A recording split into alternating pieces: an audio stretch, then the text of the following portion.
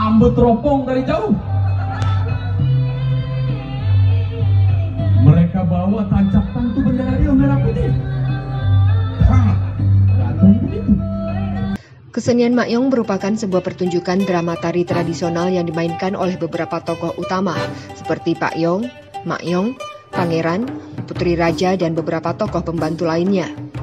Makyong bukan sekedar teater rakyat.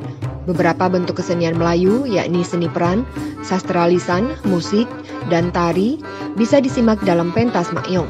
Secara ringkas, Makyong sebagai salah satu cara menikmati hampir semua bentuk kebudayaan Melayu dalam satu panggung.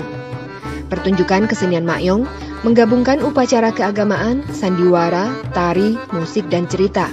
Cerita yang dilakonkan kebanyakan berasal dari cerita rakyat. Di Kepulauan Riau, Makyong memang bukan satu-satunya teater rakyat yang dikenal. Di Lingga pernah hidup wayang bangsawan, sementara di Natuna ada mendu. Namun hanya Makyong yang relatif lengkap merangkum dan menyajikan bentuk-bentuk seni Melayu dalam satu panggung. Bersumpah hendak menyelamatkan anak muda, karena di negeri itu banyaknya narkoba. Anak-anak kecil, anak besar, hampir besar, hampir tua, semua kena narkoba. Pada saat sekarang ini, Makyong sudah jarang sekali dipentaskan. Hal ini terjadi karena beberapa faktor, seperti langkanya kesempatan pementasan pertunjukan Makyong, karena kurangnya minat masyarakat. Faktor lainnya dapat berupa sulitnya mendapatkan pakaian dan segala macam peralatan penunjang pertunjukan Makyong, dan tarif yang mahal untuk menyelenggarakan pementasan Makyong ini. Di tengah ancaman terlupakan dan punah, ternyata masih ada yang peduli dan melestarikan kesenian Makyong. Salah satu di antaranya yaitu Pepi Chandra. Seniman asal Tanjung Pinang ini mencoba memodernisasi Makyong agar tetap eksis di tengah gempuran digitalisasi. Simak dan ikuti perbincangan Dato' Rida Kalyamsi bersama Pepi Chandra dalam Highway 1 jam bersama Dato' Rida Kalyamsi hanya di Tanjung Pinang TV.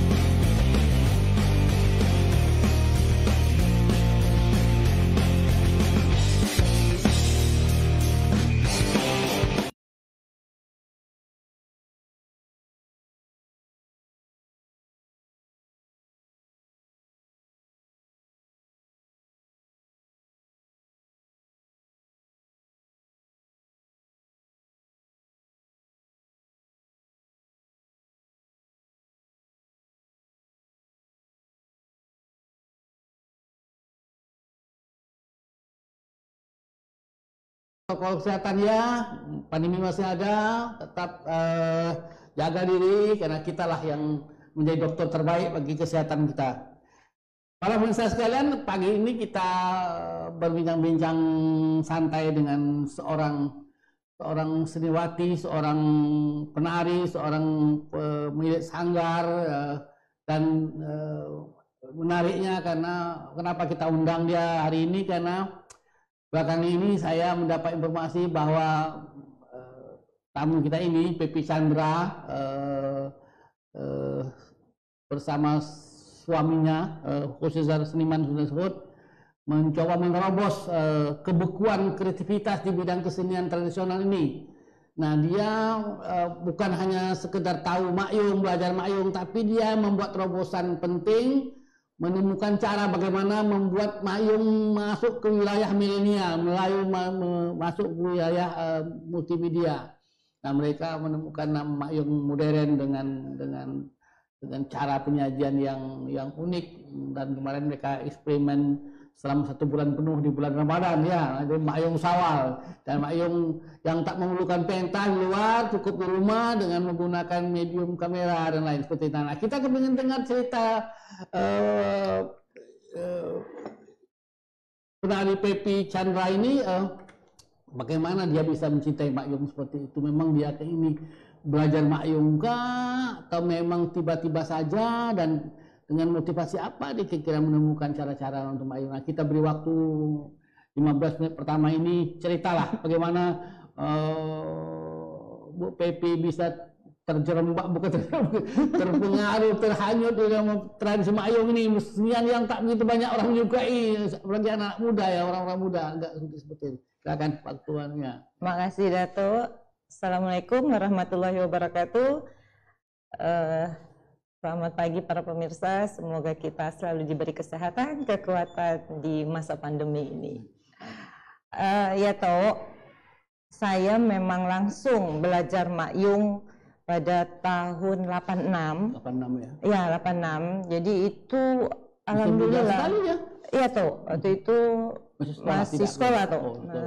Nah, ini mungkin sesuatu yang luar biasa karena saya bisa belajar langsung dari suhunya Mak-Yung itu, maestronya Mak-Yung dari almarhum Pak Atan, Pak Khalid.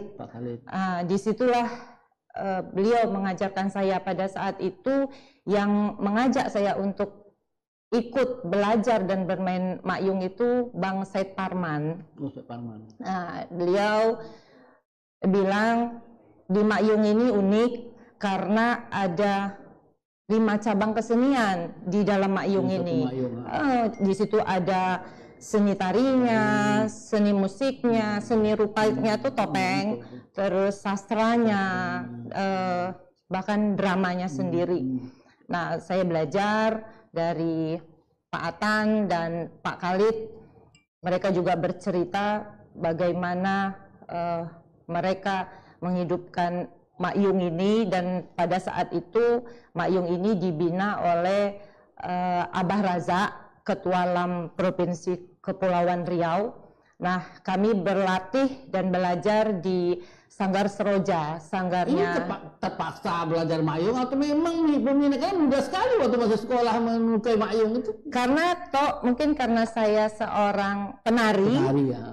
Tertarik jadinya Toh, memang belajar Mak-Yung itu, karena pada saat itu mungkin jarang anak-anak muda yang ikut pada masa itu Toh. Tapi setelah saya lihat bagaimana Mak-Yung itu ini punya keunikan sendiri, karena Toh di Mak-Yung itu uniknya rajanya itu perempuan.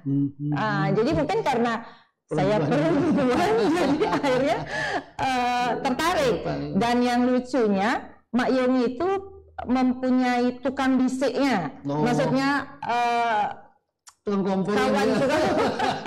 kawan setianya itu awang. Nah, awang itu bukan orang kerajaan Toh, orang rakyat biasa. Nah, pada saat itu mungkin zaman dulu itu kita mungkin ratu bisa raja itu bisa harus mendengarkan memang rakyat biasa, karena rakyat biasa itu filosofisnya luar biasa. Iya Toh, real ya Toh, dia langsung terjun ke masyarakat, dia bisa lihat apa kesusahan masyarakat. Nah, itu uniknya. Nah, dan jadi ratunya tidak di istana, dia berjalan ke kampung-kampung dan mendengar pendapat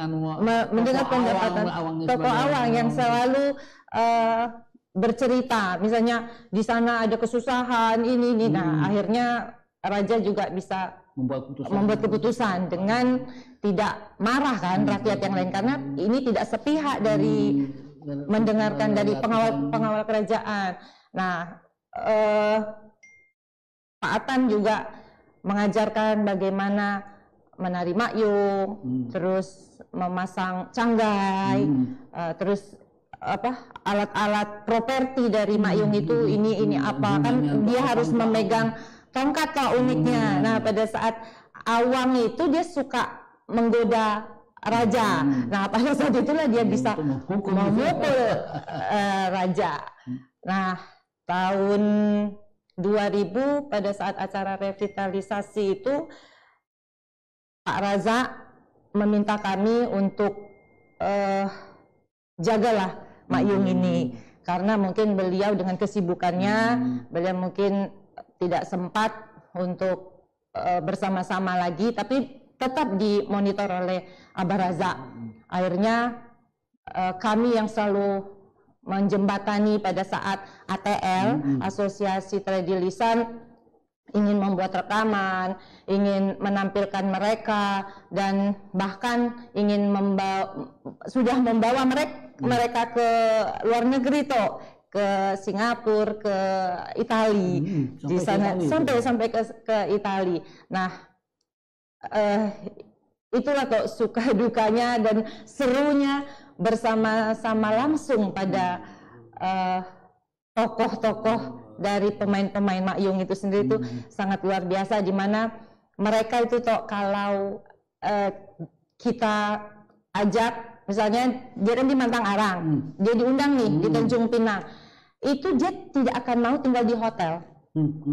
Dia akan dia minta tinggal di rumah kami, karena kata dia, kalau di hotel kami susah, kami terbiasa kalau siang-siang, sore-sore kami nak ngopi. Kalau di hotel kan tak bisa semena-mena nak ngopi kan, akhirnya tinggal di rumah, terserah lah mereka mau buat apa. Dan yang lucunya pada saat kita bilang nak makan apa? Lau ikan, karena kan kita biasa. Apa kata dia? Janganlah ikan terus. Kami ini sudah terbiasa makan ikan, ayam ke daging sekali-sekali itu lucu sekali toh. Tapi semangat mereka itu yang luar biasa. Dari mempertahankan dan menghidupkan Mak Yung sebagai sebuah kesenian tradisional, dan besar-besar waktu itu dukungan pemerintah terhadap kesenian seperti ini. Iya toh, makanya kami juga berharap lah toh, mudah-mudahan kesenian Mak Yung ini jangan sampai punah.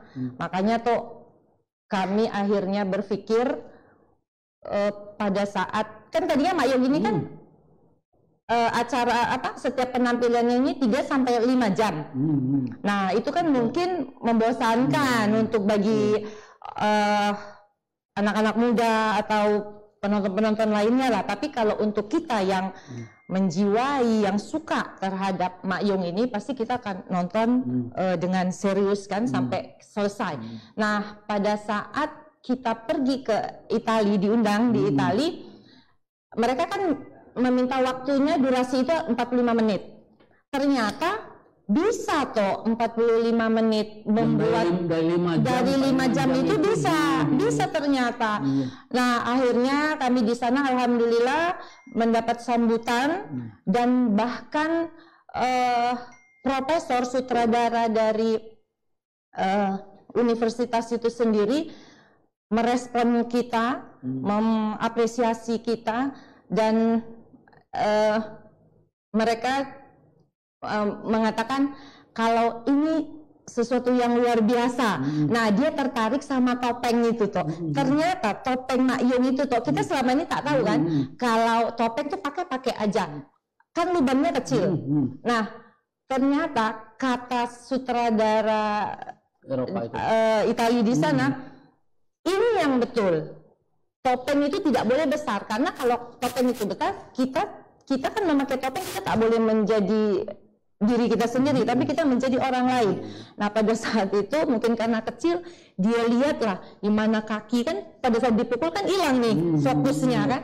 Nah, di situ akhirnya jenakanya si Awang itulah dapat dari pertunjukan itu sendiri. Dari pertunjukan itu. Filosofi tertentu dari sebuah topeng, filosofi tertentu dari tari, dari lagu, dari teaternya, dari gerakan seperti itu.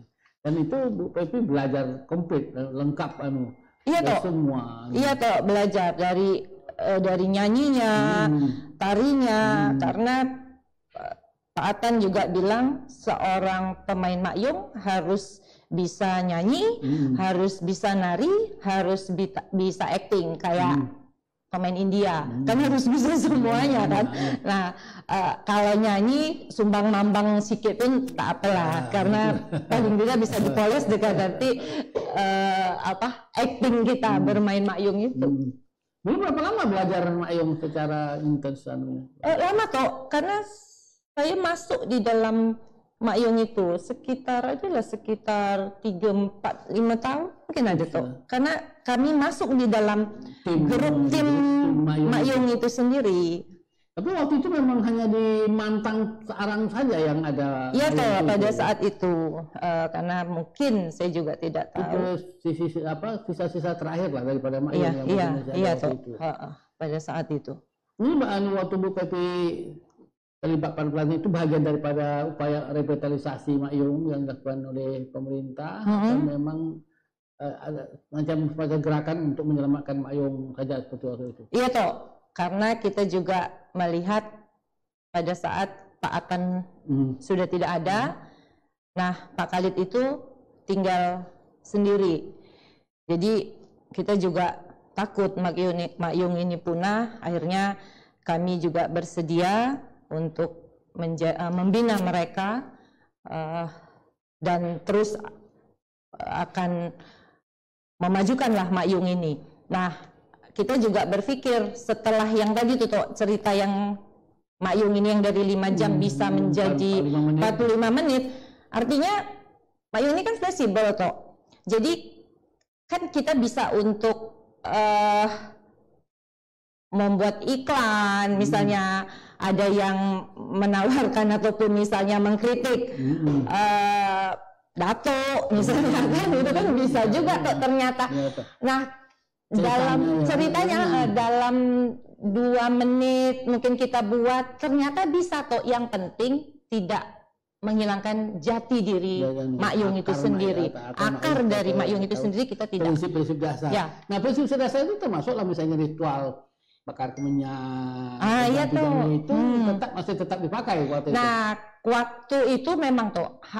Jadi saya tanya juga sama Pak Atan. Pak Atan, kenapa ada bomo ya toh ya? Kalau dulu ya sebelum mulai. Nah, itu dia akan membawa rebab dan topeng.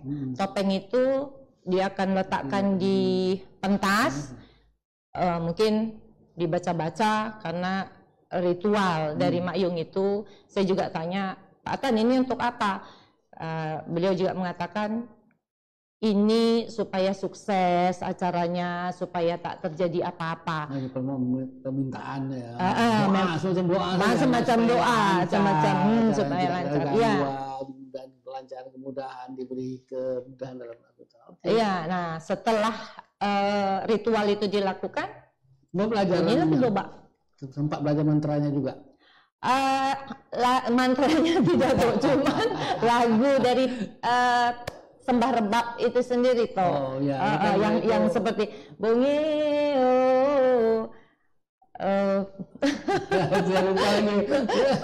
awal raja itu dia harus menyanyikan, mungkin menyembah itu ya toh ya, tabe hamba menjunjung tabe lah guru tua guru muda yang dede